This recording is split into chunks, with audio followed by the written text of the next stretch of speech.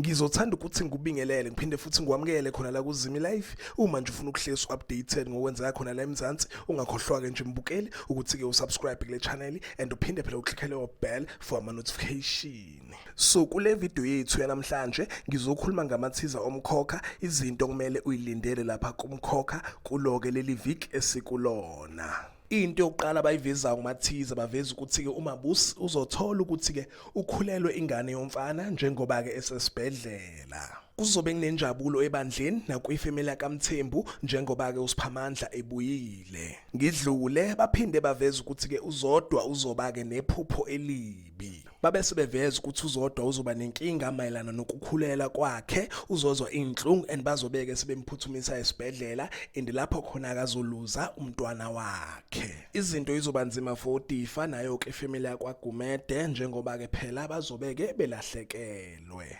Ngidlule baphinde baveza ukuthi ke uDifa uzotshela uNobuntu ukuthi ke kumele amganise. Ifamily yakwaGumede izobe isilungiselela ukuthi ke uNobuntu eshade. Ngapha esayidini izinto izobe zinzima njengoba ke phela uZodwa elahlekelwe umntwana.